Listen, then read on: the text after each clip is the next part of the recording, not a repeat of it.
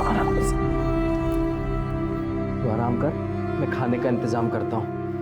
और जब तक तेरी तबीयत ठीक नहीं हो जाती ना, रसोई में घुसने की कोई जरूरत नहीं है। रोज रोज कौन मुफ्त में देगा खाना? अरे किसी के घर मांगने थोड़ी जा रहा हूँ, अस्पताल जा रहा हूँ, वो लोग दे रहे हैं। अस्पताल जा रहे हो? हाँ। नहीं, आप वहाँ नहीं जाओगे। हम कहीं और से खाना मंगा लेंगे, लेकिन बस आप वहाँ नहीं जाओगे। वहाँ पे बहुत गलत काम होते हैं, आप वहाँ नहीं जाओगे। माला मेरी बात। हम पड़ोसियों से ले लेंगे। माला मेरी बात। आप वहाँ नहीं जाओगे। माला मेरी बात सुन। माला मेरी बात। हमारा बच्चा गिर गया, इसमें अस्पताल की कोई गलती नहीं। तो बच्चा हमारी किस्मत में ही नहीं था। मैं बच्चे की बात ही नहीं कर रही, मैं अपनी बात कर रही हूँ। उस अस्पताल में मेरे साथ बहुत गलत हुआ था। क्या हुआ था? बोलना माला, क्या हुआ? अस्पताल में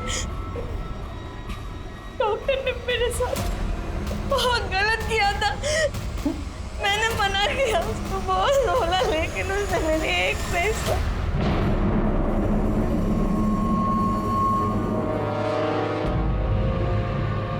कौन?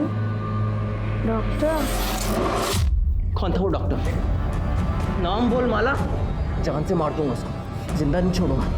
नाम बोल मुझे, बोलो नाम बोलना। बताओ अभी शुरू से क्या हुआ? सब मैं और मेरी बाई को माला नासिक में एक बिल्डिंग में दिहाड़ी पे मजदूरी करते थे। अभी कुछ दिन पहले कॉन्ट्रैक्टर आया और बोला कि तुम सब लोग अपने अपने घर पे चले जाओ, अभी यहाँ पे कोई काम नहीं होगा, पूरा काम बंद है, समझे भाई? काम बंद मतलब? कोरोना बीमारी फैली है पूरी दुनिया में, इसलिए तो सरकार ने पूरा काम बंद कर दिया है, पूरे देश में लॉकडाउन कर दिया है। पर हमको उससे क्या, इधर थोड़ी कोई बीमार है। अरे नहीं है, लेकिन ये बीमारी आ तो सकती है, इसलिए तो सरकार ने पूरा काम बंद कर दिया है, सबको बोला है अपने घर पे बैठो। काम का कुछ पता नहीं था, पर एडवांस पगार मिला था तो सब ठीक चल रहा था। माला पेट से थी तो उसको भी आराम मिल गया था। फिर दिक्कत शुरू हुई। एड़िया इसका, पेट में बच्चा है और चूल्हा क्यों जलाया? स्टोव किधर है? मैं पूरा मार्केट घूम के आई, मेरे को कहीं भी घासलेट नहीं मिला, इसलिए फिर चूल्हा जलाना पड़ा। अभी बहुत हो गया, अभी एडवांस का पैसा भी खत्म होने वाला है। बिना पैसे बिना काम के इधर रहना बहुत मुश्किल है। चल हम कल ही गाँव जाएंगे। अगले दिन सुबह घर के लिए निकले तो बस ट्रेन कुछ नहीं मिला, पर वहाँ जाकर देखा तो हमारे जैसे बहुत से मजदूर जो घर के लिए पैदल निकल गए, तो हम लोग भी अपने गांव के लिए पैदल निकल गए। फिर 2 तारीख को हम सोनगढ़ पहुँचे।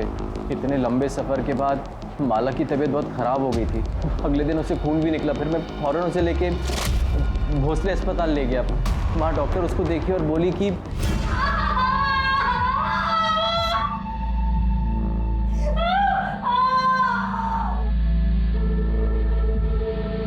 डॉक्टर साहब, माला की तबीयत कैसी है? इतना लंबा पैदल चलने की वजह से प्रॉब्लम हुई है, चेक करना पड़ेगा कि बच्चा ठीक है कि नहीं। और माला को बुखार और खांसी भी है, तो कोरोना टेस्ट भी करना पड़ेगा। रिपोर्ट जब तक नहीं आ जाते उसे यहीं आइसोलेशन वार्ड में रुकना पड़ेगा। कोरोना पता है ना? तो ऐसी फालतू की बीमारी जिसकी वजह से ये मुंह पे कपड़ा बांधना पड़ता है और जिसकी वजह से हमारा काम धंधा सब बंद हो गया है। फालतू की बीमारी नहीं है, बहुत ही खतरनाक बीमारी है। मैं माला से मिल सकता हूँ? अभी उसे होश नहीं आया है, होश आ जाए फिर मिल लेना, तब तक यहीं पे इंतजार करें। पता चला कि हमारा बच्चा गिर गया। बहुत तो हुआ साहब, पहली औलाद थी हमारी, माला एकदम से टूट गई थी। अभी हम लोग घर जा सकते हैं? नहीं, माला घर नहीं जा सकती, जब तक उसके कोरोना टेस्ट के रिपोर्ट नहीं आ जाते उसे यहीं आइसोलेशन वार्ड में रहना पड़ेगा। और आप भी प्लीज़ घर पे रहिए, क्योंकि अगर उससे हुआ तो आपको भी हो सकता है। लोगों ने मुझे अस्पताल में रुकने नहीं दिया, मैं क्या करता, मैं घर आ गया। लेकिन माला वहीं रही 2 दिन, 5 और 6 तारीख को। आज जब उसको घर लेकर आए तब उसने बताया कि वो डॉक्टर ने उसके साथ दोनों दिन जबरदस्ती किया। तुम्हारी बीवी माला को मिलना पड़ेगा।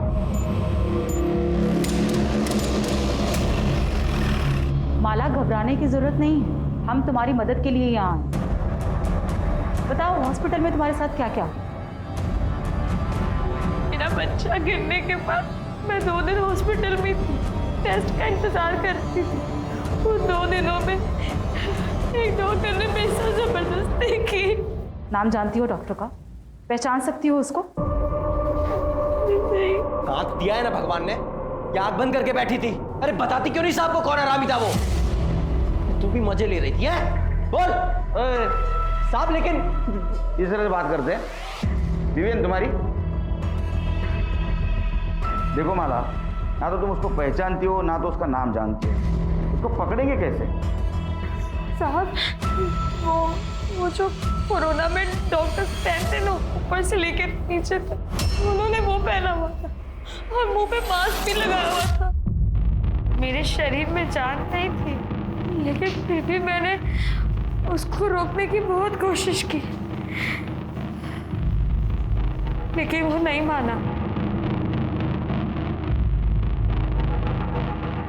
माला, माला, तुम और कुछ बताना चाहते हो?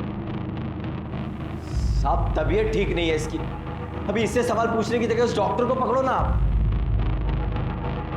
सर मुझे यकीन नहीं हो रहा। ऐसे वक्त पे जब लोग एक दूसरे को शक की नज़र से देखते हैं कि किसी की वजह से मुझे कोरोना ना हो, एक डॉक्टर अपने मरीज के साथ रेप करेगा, वो भी जिसके कोरोना के टेस्ट के रिजल्ट्स नहीं आए। पर सर अगर माला कोरोना पॉजिटिव निकली तो? गायकवाड़, तुम डिपार्टमेंट में होते हुए ऐसा सोचते हो? हाँ, अरे ऐसे हजारों केसेस है जिसमें लोगों ने अपने जान की परवाह नहीं की। अरे ये तो विकृत मनोवृत्ति वाले लोग। हाँ, ये वायरस से डरेंगे? अरे इनका जाने दे। नॉर्मल लोग भी अगर कोरोना वायरस के खतरे को समझते ना, तो हमें अपनी जान जोखिम में डाल के रास्ते पे घूमने की जरूरत नहीं थी। रही बात ये माला की, ये जरूर हमसे कुछ छुपा रही है, ढूंढेंगे। सर ऐसा हो ही नहीं सकता।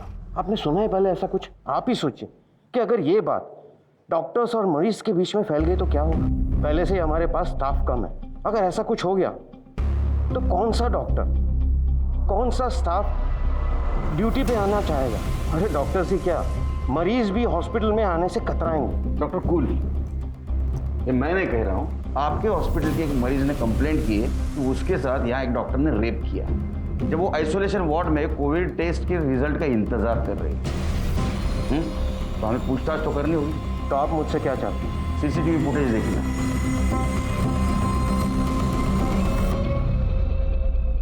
ये तो आपको पता ही होगा कि वुमेन आइसोलेशन वार्ड में सीसीटीवी कैमरा नहीं होता। तो हमारे पास 5 और 6 तारीख की लॉबी और पैसेज की फुटेज है जो आप देख रहे हैं।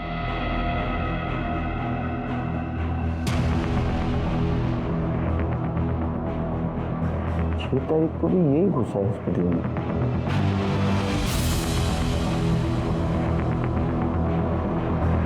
ये देखिए, तो पता, अब इसको पता था यहाँ सीसीटीवी, इसलिए इसने अपना चेहरा नहीं दिखाया। अब तो अब समझ गए डॉक्टर पाटिल, ये आपके हॉस्पिटल का स्टाफ ही।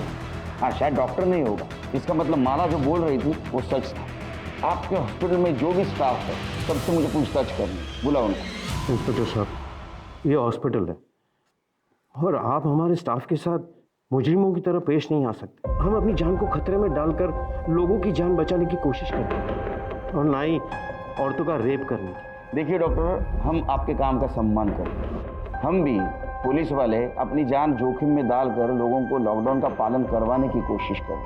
आप अपना काम कर रहे हैं, हम हमारा काम कर रहे हैं। अगर आप मरीजों को नहीं बचाएंगे तो वो मर जाएंगे, और अगर हम पुलिसिंग नहीं करेंगे तो पता है क्या होगा, हॉस्पिटल मरीजों से भर जाएगा। तो कुल मिलाकर हम और आप अपनी जान जोखिम में डालकर लोगों की जान बचाने की कोशिश करें। समझ में आया आपको? बुलाइए स्टाफ। देखो, माला के साथ जो कुछ भी हुआ है शायद कल तुम्हारे साथ भी हो सकता है। ऐसा होना नहीं चाहिए लेकिन हो सकता है। आप समझाइए ना। पुलिस के साथ प्लीज कोऑपरेट करो और जो कुछ भी तुम जानती हो सब कुछ सच सच इन्हें बता दो। साहब, माला मेरे को बताई थी कि डॉक्टर उसके साथ ज़बरदस्ती किया था। मैं उसको समझाई थी पर कहाँ सुनी। अरे पुलिस में जाने से क्या होगा, तेरी इज्जत वापस लौट आएगी क्या? जो होना था वो तो अब हो चुका। तो पुलिस में जाएगी तो अब पूरे गांव को पता चल जाएगा, पूरे गांव में तेरा जीना मुश्किल हो जाएगा। तू खुद ही सोच, ऊपर से तेरा पति छोड़ देगा वो अलग। देख, मैं तेरे भले के लिए बोल रही हूँ। आपको किसने बोला था शानपना करने को? पुलिस वाले ये वर्दी ऐसे पहनते हैं क्या? खबरदार, इसके बाद में किसी को ऐसी सलाह देने की कोशिश की तो माला को ही नहीं, हर उस इंसान को न्याय मिलना चाहिए जिसके साथ अन्याय हो रहा है, समझे? हालत खराब हो गई भाई। चलो अपना गाँव तो आ गया। कभी सोचा नहीं था चल के गांव आना पड़ेगा। तेरा तो फिर भी ठीक है, गांव आ गया। मुझे तो और 60-70 किलोमीटर चल के जाना है। संभल के जाना और पहुंचते ही कॉल कर देना। हाँ, तुम भी अपना ध्यान रखना। हाँ भाई, चलो। हाँ। किसी को नहीं छोड़ो, ये बहुत हो गया अभी। जला दूंगा। अब शांत हो जाइए। किसको जला देंगे? अस्पताल को, वो डॉक्टर को, साला सबको जला दूंगा मैं। आप शांत हो जाइए। पुलिस ढूंढ रही है ना डॉक्टर को। इतना बुरा हुआ तेरे साथ, तू इतना शांति से कैसे है? तू चाहती भी है वो डॉक्टर पकड़ा जाए? ये आप क्या बोल रहे हैं?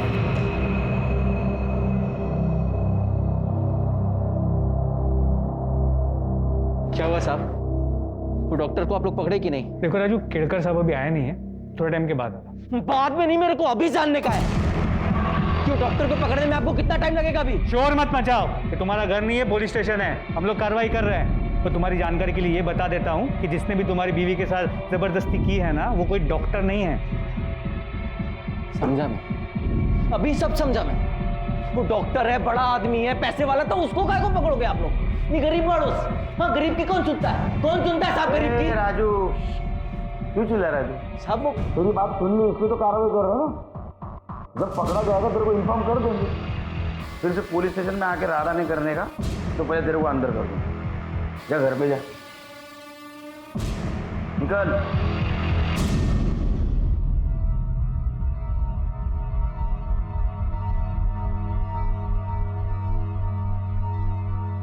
इससे बात करना है। माला, माला, माला उठना। माला, माला।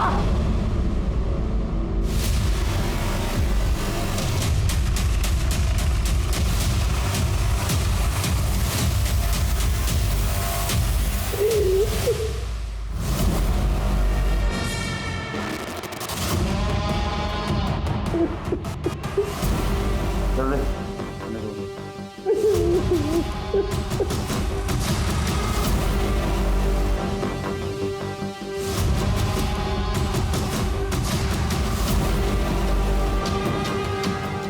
तो सेक्सुअल असॉल्ट रेप जैसा तो कुछ समझ में नहीं आ रहा।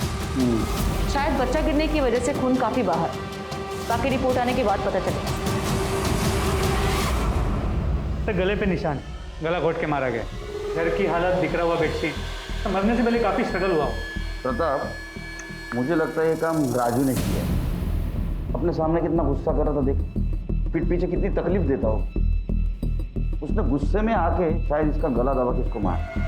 एक काम करो, बॉडी पोस्टमार्टम के लिए भेज दो और इसके फीटस से राजू का डीएनए मैच करवा दो। क्या साहब, आप अभी मेरे को ही फंसा रहे हो कि मैंने माला को मार दिया? शांत हो जाओ, शांत हो जाओ, बैठो। खून को कंट्रोल करते जा जरा, समझा? ये गुस्सा है ना, ये गुस्सा है, उसका वजह है। मानो कि किसी और ने हाथ लगाया, तुम सहन नहीं कर पाए। उसको तो कुछ नहीं कर पाए, इसलिए तुमने माला को मार दिया। लेकिन सर उस टाइम पे तो मैं पुलिस स्टेशन में था, आपके सामने था सर। मैं कैसे मार दूंगा उसको, आप बताइए ना। वो जाना रे तू, पुलिस से गवाही दिलवाएगा? तो पुलिस स्टेशन में था। सच देखा जाए तो माला का मर्डर करके पुलिस स्टेशन आया था। यहाँ से तू वहाँ वापस गया और तूने नाटक किया कि माला को किसी ने मार दिया। वहाँ माला की बॉडी किसी ने देखी नहीं थी। हमने अड़ोस पड़ोस में पूछताछ की तो पता चला तूने गांव वाले लड़कों को जान से मारने की धमकी दी थी। हाँ, दी थी धमकी उनको। मेरे गांव में मेरे घर में घुसने के मेरे से 2000 रुपए मांगे थे साहब। आखिरी के 500 रुपए थे, वो भी ले लिए उन्होंने, और शाम को वो बाकी के 1500 रुपए लेने आ गए थे घर। चल पैसा निकाल, तो बोला था ना बाकी का 1500 शाम को देगा करके।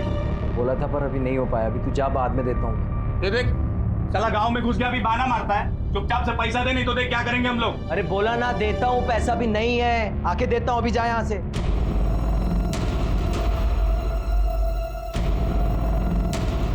एक काम कर सकते हैं, पैसा छोड़ देंगे क्या? तेरी बाइको को हमको मजे लेते क्या बस एक बार मजे लेने दे, फिर तेरा पैसा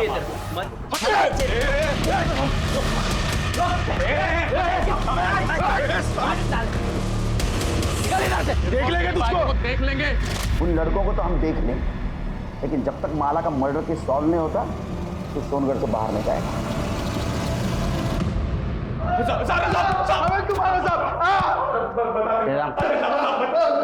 बोल। बता दे सर, हमने उन सब लोग से पैसे लिए थे सर, मजदूरों से, गांव वालों से, गांव में घुसने के लिए पैसे लिए थे सर। अरे राजू के घर पे क्या हुआ बोल। साहब हम वो बाकी के 1500 लेने गए थे उसके घर पे, तभी उससे थोड़ा झगड़ा हुआ था साहब, लेकिन उसकी बाइकों को हम कुछ उल्टा सीधा नहीं बोले साहब, राजू हम पे भड़क गया था, उल्टा मारपीट करने लगा साहब वो। हाँ साहब, बदला लेना था हमको उनसे, बहुत बेइज्जती की थी हमारी, पर माला को हमने नहीं मारा साहब। हाँ साहब, हम दोनों वहाँ वापस नहीं गए साहब। ये हमारा यंग जनरेशन, एफआईआर दर्ज करो। सर मैंने गांव में घुसने के लिए किसी से भी कुछ भी पैसा नहीं लिया सर। सर मुझे पता भी नहीं है कि वो लड़का ऐसे कुछ कर रहा है। सर मैं तो अपनी ड्यूटी पूरी ईमानदारी के साथ निभा रहा था सर। जो भी आता उसका आधार कार्ड पहले चेक करता था और बाद में देखता कि वो सोनगढ़ का है कि नहीं। अगर वो सोनगढ़ का है तो ही उसके हाथ के ऊपर स्टैंप लगाता और बोलता था कि 14 दिन घर में रहो। सर मैंने राजू और माला के केस में भी यही किया सर। जाओ, मास्क। जैन सर, अपने डिपार्टमेंट में ऐसे लोग भरे हैं, हम किसको क्या बोलेंगे? सर साफ पता चल रहा था कि कामड़े झूठ बोल रहे हैं, नक्की पैसे खाता तो। अब नहीं खाएगा क्योंकि उसको मालूम है अपनी नजर है उसके ऊपर। माला के पीएम रिपोर्ट का क्या हुआ? सर अब तक नहीं आई। एक्चुअली वो पूरी टीम कोरोना के केसेस में दी थी, इसलिए वक्त लग रहा है, लेकिन सर जल्दी आ जानी चाहिए। सर डीएनए रिपोर्ट के मुताबिक माला के जो पेट में बच्चा था सर, उसका डीएनए राजू के डीएनए से मैच नहीं होता। देख, तेरे डीएनए से तेरे बच्चे का डीएनए मैच नहीं हुआ, इसका मतलब समझते हो? एक बात बताओ, तुम्हारी बीवी माला का नासिक में किसी के साथ चक्कर था या कोई उसका फायदा उठा रहा था? ये पक्का उस शेलार का काम होएगा, उसी की नजर थी मेरी माला पे। कौन शेलार? नासिक में मैं और माला जिधर मजदूरी करते थे वहाँ पे सुपरवाइजर था। कुछ महीनों पहले मुझे जुए का लत लग गया था, मैं 5000 रुपये हार गया, पैसा नहीं था, तो भरने के लिए मैंने सोचा साइड से कुछ चोरी करके उसको बेच के वो पैसा भर देगा, लेकिन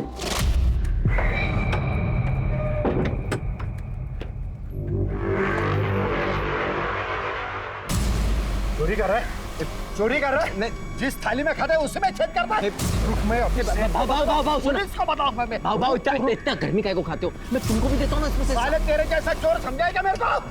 अभी मैं देख, तू काम भूल जा काम तो अभी मैं तेरे को जेल में भी भाव करते हैं ना, भाव कभी बात को यहीं पे सुलटाते ना भाव। एक रास्ता है, जो बोलोगे तू है ना? हाँ। तेरे बीवी के साथ में मेरे को सोने दे, मैं तेरे को छोड़ दूंगा, किसी को कुछ नहीं पता चलेगा। बीवी के साथ सोएगा? छोड़िए छोड़िए, बीवी को बोलेगा, बीवी के साथ सोएगा, साले जान से मार दूंगा। अरे मैं हाथ उठा, मैं तेरे को छोड़ूंगा नहीं। शेलार ने तभी पुलिस को ना वो मुडक। अच्छा साहब, शेलार ने तभी ना पुलिस को ना सेठ को मेरी शिकायत की। मुझे लगा ऐसे ही नहीं किया होगा, लेकिन अभी मुझे समझ में आ रहा है साहब, तभी मैं कुछ दिन के लिए नासिक से बाहर गया था, तब उसने माला को अपने साथ सोने के लिए मजबूर किया होगा साहब।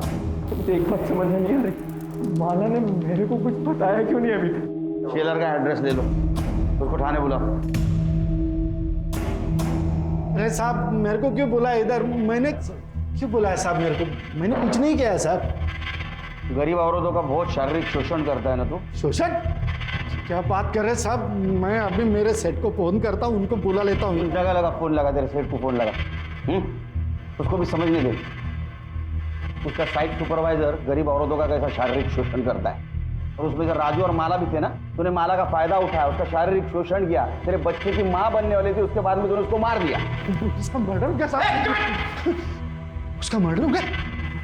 मेरे को तो पता भी नहीं साहब। तू तो अभी ये भी बोलेगा मैंने माला का फायदा नहीं उठाया, उसका शारीरिक शोषण नहीं किया, उसको नहीं मारा? कसम से साहब मैंने नहीं मारा। हाँ, उसका फायदा जरूर उठाया साहब, लेकिन वो सामने से आई साहब, सब जो भी हुआ वो मर्जी से हुआ उसके साथ। माला ने मेरे को उसके घर पे बुलाया साहब, मैं उसके खोली पे गया और देखा तो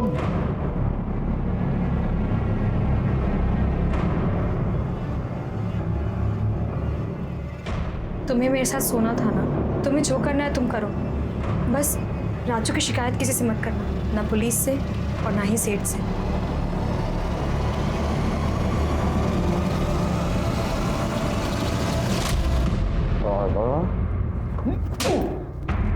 इसको एक फायदा उठाना बोलते, समझा? साहब आप कुछ भी कह लो साहब, लेकिन मैंने उसका मर्डर नहीं किया साहब। और हाँ, मेरे को ये भी पता है साहब, ये बात ना उसने राजू को भी नहीं बताई थी साहब, तब तक नहीं बताई जब तक वो नासिक छोड़ के उनके गांव चले नहीं जाते। और इसके बदले में मैंने उसकी चोरी की बात किसी को नहीं बताई साहब। राजू और माला के अलावा और कौन कौन गया था गाँव वापस? वो ये विट्ठल और दत्ता गए थे माला और राजू के एक हफ्ते बाद। कौन सा गाँव? वो विट्ठल तो इधर का ही है साहब, सोनगढ़ का। राजू पहचानता है उसको। और वो दत्ता यहाँ से 60-70 किलोमीटर दूर पिंजर गाँव है साहब, वहाँ पे रहता है। उसका डीएनए टेस्ट कराओ और माला के फिटनेस से मैच करके देखो, इधर ही रहेगा। अरे नहीं साहब, वो इधर ही रहेगा। ये वामन शेलर का कहना है कि माला ने उसके पति राजू को बचाने के लिए उसके साथ शारीरिक संबंध बनाया। ऐसा भी हो सकता है किसी और के साथ किसी और वजह से उसने शारीरिक संबंध बनाए होंगे। तो क्या सच में उसके साथ हॉस्पिटल में हुआ था या झूठ बोल रही है? किसी और वजह से उसने हॉस्पिटल में भी किसी के साथ शारीरिक संबंध बनाए। सर इस वामन की बात पे विश्वास कैसे कर सकते हैं? हो सकता है झूठ बोल रहा हो सकता है, लेकिन हमारे पास कोई सबूत नहीं है।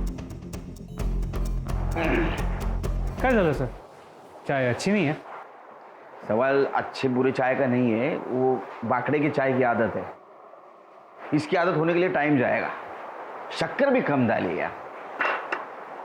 अच्छा ये माला की पीएम रिपोर्ट का क्या हुआ? सर डॉक्टर से कह दिया है आज शाम तक आ जाएगी। और वो विट्ठल सुरवे, उसका एड्रेस मिला? जी सर। वो माला और राजू भोर को जानता है? हाँ सर, अब मेरे को पता चला माला के मर्डर के बारे में, लेकिन ये लॉकडाउन की वजह से राजू को मिलने को नहीं जा पाया साहब। लेकिन क्या हुआ साहब, आप लोग इधर? तो कितने तारीख को निकला था नासिक से? 6 तारीख को निकला साहब। और कब पहुंचा? 8 तारीख को पहुंच गया। तो बॉर्डर पे किसी हवलदार ने रोका नहीं? हवलदार ने नहीं रोका साहब, लेकिन वो गांव के लड़के लोग ने रोका साहब। गांव में एंट्री करने के लिए 1000 रुपये लिया मेरे से। कौन था तेरे साथ? और मेरा दोस्त साहब दत्ता, उसके साथ आया। क्या करता है दत्ता? तो मेरे साथ नासिक में काम करता है साहब, साइड से। वो कहाँ गया? वो उसके गाँव चला साहब, पिंजे गाँव। पर 8 तारीख को आने के बाद तू कहाँ गया? साहब ये लॉकडाउन चालू है तो बाहर किधर जाएगा, घर पे ही था। पक्का घर पे था? हाँ साहब पक्का। इसका डीएनए टेस्ट करवाओ। सर माला की पीएम रिपोर्ट आ गई। चला नशीब चांगलं। अच्छा कुछ मिला? सर रिपोर्ट के मुताबिक उसकी मौत 9 तारीख के सुबह 10 और 12 बजे के बीच हुई। और सर मौत की वजह खून बहने की वजह से नहीं, दम घुटने की वजह से। और जो ब्लीडिंग हमने देखी वो गला दबाने के प्रेशर से हुई। तो हमारा शक सही निकला, उसका मर्डर है। अब ये पता करना है कि उसका मर्डर किसने और क्यों किया। प्रताप मुझे लगता है राजू ने उसका मर्डर किया होगा, क्योंकि राजू उसको लेके बहुत पॉजिटिव था। उसको गुस्सा आया होगा कि उसके अलावा किसी और ने उसको हाथ लगाया। सर गांव के लड़के भी हो सकते हैं, हो सकता है उन्होंने बदला लेने के लिए माला को मारा। देख लेंगे तुझको, देख लेंगे। या फिर हॉस्पिटल में जिसने उसका रेप किया वो विट्ठल भी हो सकता है, क्योंकि विट्ठल 8 तारीख को गांव आया और 9 तारीख को माला का मर्डर हुआ। तमाम कोशिशों के बावजूद पुलिस भोसले हॉस्पिटल में माला का बलात्कार करने वाले अपराधी तक नहीं पहुंच पाई थी, बल्कि ये भी एक पहेली थी कि बलात्कार हुआ भी था या नहीं। जो साबित हुआ वो ये था कि माला का कत्ल हुआ था, लेकिन उसमें भी पुलिस उसके कातिल को ढूंढने की जद्दोजहद में लगी थी। वामन शेलार और विट्ठल पर पुलिस को शक तो था, लेकिन दोनों का डीएनए माला के अजन्मे गर्भ से मैच नहीं कर रहा था। ये केस एक नहीं बल्कि 3 सूरतों में पुलिस की नींद हराम किए हुए था। पहली, माला जब सोनगढ़ आई थी तो उसके पेट में किसका गर्भ था। दूसरी, हॉस्पिटल के आइसोलेशन वार्ड में उसके साथ बलात्कार हुआ था, क्या ये सच था या वो झूठ बोल रही थी, और अगर वो झूठ बोल रही थी तो क्यों, या फिर ऐसा था कि ये संबंध उसने अपनी मर्जी से बनाए थे। और तीसरी, वो कौन हो सकता था जिसने माला को उसी के घर में घुसकर मौत के घाट उतार दिया। पुलिस के पास संदिग्ध तो कई थे, लेकिन सबूत किसी के भी खिलाफ नहीं था। सर 8 तारीख को माला अस्पताल से डिस्चार्ज हुई और 8 तारीख को ही विट्ठल और दत्ता सोनगढ़ पहुंचे। और विट्ठल के मुताबिक तभी के तभी दत्ता अपने गांव पिंजगढ़ के लिए पैदल निकला, जो करीब 60 से 70 किलोमीटर दूर। सर हम सबको तो चेक कर चुके हैं, वो कौन हो सकता है जो माला के बच्चे का बाप था जिसने उसका मर्डर किया। ये दत्ता पिंजगढ़ कब पहुंचा पता करो। सर हमने विट्ठल के कॉल रिकॉर्ड्स चेक किए और उसमें यह पता चला कि 12 तारीख की रात को हमारी पूछताछ के बाद उसने एक नंबर पर 20 बार कॉल की। कितने बार? 20 बार। और सर बातचीत काफी लंबी हुई। नंबर किसका था? दत्ता राव के। दत्ता राउत? अब बता, इतने फोन क्यों किया? साहब वो हालचाल पूछने के लिए फोन किया था साहब। हलचल पूछने के लिए 20 बार फोन? किसके हाल खराब थे, किसकी चाल खराब थी रे? वो साहब इधर उधर की बात कर रहे थे हम लोग। तू क्या बेटा समझ लगा मला? हाँ सच सच बता, ना तो इतना मारूंगा ना इधर का उधर हो जाएगा, समझा? ये रे हला नहीं साहब सब बताता हूँ साहब। वो उमर कर साहब उस दिन साइट पे काम जल्दी खत्म हो गया तो मैं और दत्ता राजू की खोली के बाहर दारू पी रहे थे साहब। तो राजू की खोली से कुछ आवाज आया। राजू के घर पे कौन आया? राजू आ गया क्या? देखते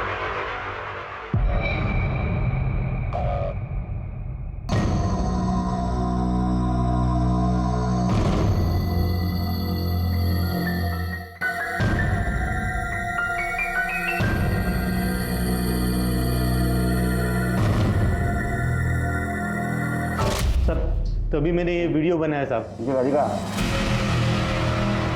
मेरे को यकीन ही नहीं हुआ साहब कि माला शेलार के साथ सोने को राजी कैसे होगी। तो जैसे ही शेलार राजू की खोली से बाहर आया,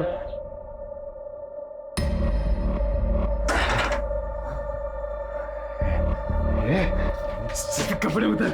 भाव पागल हो गए क्या? निकलो निकलो यहाँ से, निकलो वरना मैं शोर मचाऊंगी। निकलो भाव। तू क्या शोर मचेगा? मैं मचाता है ना शोर, बुलाता है सबको और बताता है वो राजू इधर नहीं है ना, तो शेलर के साथ तू कैसे मजे मार रही है? कपड़े भाव भाव छोड़ो, भाव निकलो निकलो यहाँ से। कपड़े उतारती है कि बुलाओ सबको? मुझे क्यों मार रहे? मैंने कुछ नहीं किया था। ये आराम कर, झूठ बोल रहे हैं सब। नहीं झूठ बोल रहे, नहीं झूठ बोल रहे साहब। ये देखो साहब। अरे हाथ तू है ना ये, अब और मार खाने के बाद गलती हो गई साहब, गलती हो गई साहब। एक बार गलती हुई, बार बार गलती हुई? वो साहब को मुझे शेलर का तो मालूम नहीं है, पर मैं सर 4 बार माला के घर पे गया था, उसको बदनामी की धमकी दिया और बाद में उसको रेप किया और मार दिया। 8 तारीख को तू सोनगढ़ बॉर्डर पे इसके साथ पहुंचा। वैसा देखा जाए तो 9 तारीख को तेरे गांव पहुंचना चाहिए था शाम तक, लेकिन तू 11 तारीख को दोपहर में पहुंचा। 36 घंटे क्या कर रहा था रे तू? कहाँ था? थक गया था ना साहब चल चल के, थोड़ा आराम करने के लिए रुक गया। 36 घंटे सो रहा था तू? सच बता, तो इतना मारूंगा ना पूरी हड्डी पसली एक कर दूंगा। बता दो साहब, बता दो, मारना बता। सच बता ना। वो साहब नशे के हालत में मैंने वो माला से जबरदस्ती तो कर ली साहब। बाद में अकल आई कि वो शेलर सिर्फ माला के साथ सोने की बात किया था, तो राजू ने उसकी हड्डी पसली तोड़ दी थी। मेरे बारे में उसको मालूम पड़ता तो मेरे को तो जान से मार देता था साहब। मैं बहुत डर गया था साहब, लेकिन फिर पता चला कि माला पेट से राजू लड्डू बांट। मतलब ये था कि उसको अब तक तो कुछ पता नहीं था, लेकिन माला साहब वो कुछ ऐसे घूर के और गुस्से से मेरे को देखती थी, लगता था कभी भी राजू को बता दे। माला और राजू सोनगढ़ जाने के लिए निकले। उस वक्त तो माला ने मुझे कुछ से गुस्से से देखा था ना साहब, लगा था अब कुछ तो होने वाला। मैं डर गया था। उसके बाद तो साहब वो राजू मेरे सपने में आता था साहब, मेरी छाती में बैठ के कोई तो से मेरे को मारता था साहब। नाटक मत कर। नाटक नहीं साहब। उसके बाद मैंने इसको बोला गांव चलते, दोनों साथ में ही गांव जाने के लिए निकले थे साहब। वहाँ सोनगढ़ के फाटे पे पहुंचे तो ये सोनगढ़ के अंदर चला गया। देखा कि इसने वो बच्चे, वो गांव के लड़के थे ना, उनको पैसे देके अंदर घुस गया।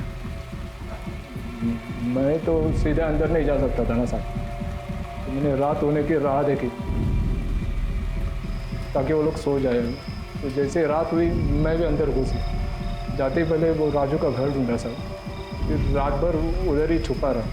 सुबह हुई, जिस वक्त राजू घर से निकला ना साहब, तो मैं घर के अंदर घुस गया।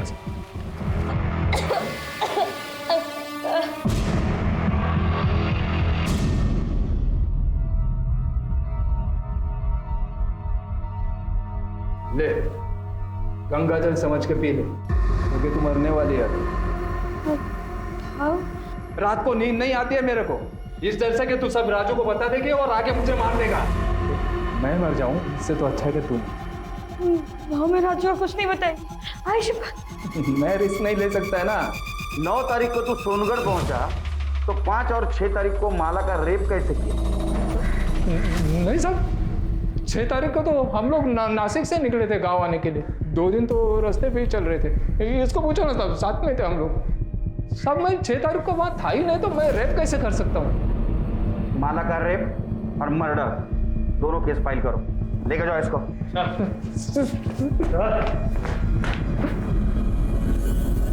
दत्ता राउत के डीएनए टेस्ट से यह साबित हो गया कि माला के अजन्मे बच्चे का पिता दत्ता राउत था। माला के बच्चे और हत्या की गुत्थी तो सुलझ चुकी थी, लेकिन यह अब भी अनसॉल्व था कि अस्पताल में माला का बलात्कार किसने किया था। कौन हो सकता है जिसने कोविड-19 जैसी महामारी को ताक पर रखकर यह जुर्म किया?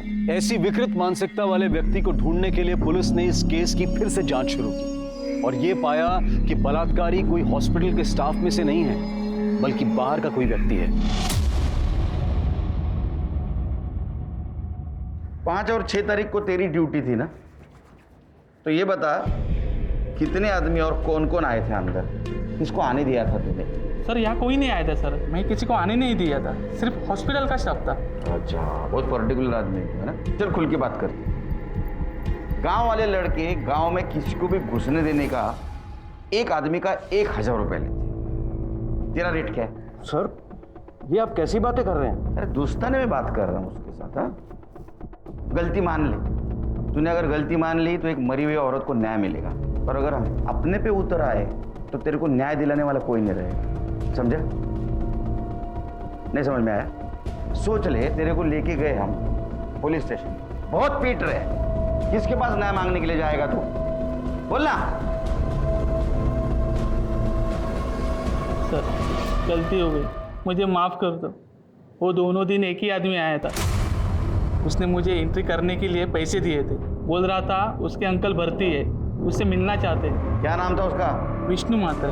हमारे यहाँ पेशेंट है प्रदीप मात्रे, उनका भतीजा है। देखा, अरेस्ट करो इसे। साहब उस दिन मैं अपने काका से मिलने गया था, टेंशन हो रही थी कि टेंशन हो रही थी, और उधर हॉस्पिटल में एक औरत के साथ रेप हो रहा था, और तेरे अंकल और वो औरत, उनका वार्ड आजू बाजू में था। साहब ये क्या मेरे घर पे आके आप ये रेप वेप की बात कर रहे हैं? मेरे घर वालों को पता चल जाएगा तो क्या सोचेंगे वो मेरे बारे में? तेरे अंकल कोरोना पॉजिटिव थे ना, उनके हालचाल पूछ के आया था ना तू, फिर भी तेरा समाधान नहीं हुआ, फिर से उनके हालचाल पूछने चला गया, तब तेरी जान प्यारी नहीं थी? साहब मैं बोल चुका हूँ कि इस सबसे मेरा कोई लेना देना नहीं। आप प्लीज़ मुझे ज़बरदस्ती इसमें फंसाइए मत, और मेरे ही घर में आकर अगर आपको मेरी ही बेइज्जती करके मन भर गया होगा तो आप प्लीज़ जा सकते हो। हम तो जाएंगे। हाँ चलो, अच्छा एक काम करते ना, तुम्हारा डीएनए टेस्ट करवा लेते।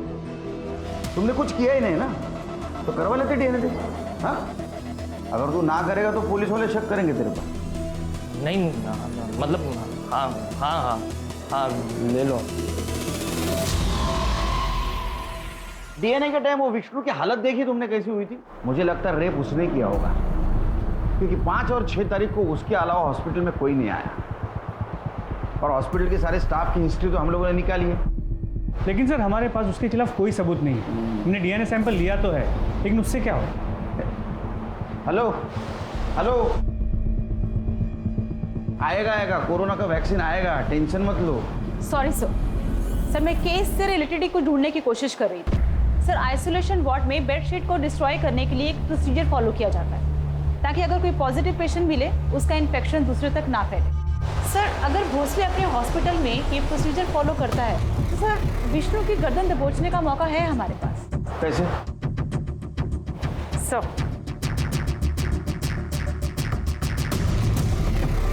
पता करो भोसले हॉस्पिटल में प्रोसीजर फॉलो होता है क्या? अगर होता है तो विष्णु जरूर पकड़ा जाएगा।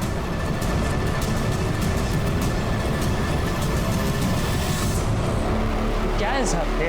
हाँ चल उधर चल। एक बात बता, कोविड-19 के पेशेंट के बेडशीट के साथ क्या किया जाता है? डिस्ट्रॉय किया जाता है उसको। अब हमारा नसीब अच्छा कि माला की बेडशीट हमारे हाथ लग गई। देखनी है फोटो? दिखा? इसके ऊपर साफ साफ माला के बेड का नंबर दिख रहा है। तो ये सब मेरे को क्यों बता रहे साहब आप? वो इसलिए बता रहे कि उसके ऊपर जो ड्राइड सीमेंट्स के ट्रेसेस मिले वो तेरे डीएनए से मैच हुए हैं। अब बताएगा नहीं बताएगा? बैकवर्ड। साहब नहीं साहब, बताता हूँ साहब, बताता हूँ। बोल। 5 तारीख को मैं सच में अपने काका से मिलने गया था।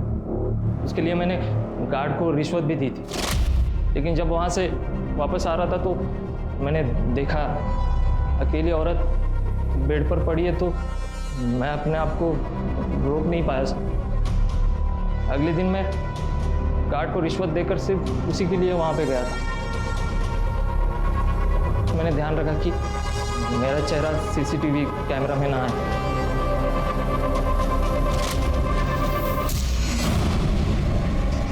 कौन? डॉक्टर? गरीब, लाचार और बीमार औरत के ऊपर अत्याचार करने में तुम जैसे लोग मर्दानगी समझते हैं। वो बेचारी कोविड-19 से तो बच गई, लेकिन तू और तेरे जैसे दरिंदों से नहीं बच पाई। चार्जशीट फाइल करा। कोरोना वायरस जैसी महामारी और लॉकडाउन ने हमें बहुत कुछ सिखाया है और बहुत कुछ दिखाया भी है। शायद हम पहले से ज्यादा संवेदनशील हुए हैं। जहां एक तरफ इस मुश्किल की घड़ी में कुछ लोग अपनी कमाई, अपनी सेविंग्स को डोनेट करके अनजान लोगों की मदद करने की कोशिश कर रहे थे, वहीं विष्णु महात्रे, दत्ता राउत, वामन शेलार और विट्ठल सुर्वे जैसे लोगों ने इससे कोई सीख नहीं। माला भोईर, जिसने जिंदगी और मौत तकलीफ में देखी, जिसकी शुरुआत उसके पति राजू भोईर को बचाने के गलत तरीकों से हुई। इस केस से हमें यह सबक मिलता है कि गलत काम करने का कोई भी सही तरीका नहीं हो सकता है। इसलिए अपनी गलती का सामना करें और आगे के लिए सीख लें, ताकि दोबारा किसी मुसीबत में ना पड़े। अब मैं अनूप सोनी आपसे विदा लेता हूं। फिर मुलाकात होगी क्राइम पेट्रोल सतर्क में एक और नए केस के साथ। तब तक अपना और अपने परिवार का ख्याल रखें, सतर्क रहें, सुरक्षित रहें और देखते रहें क्राइम पेट्रोल सतर्क।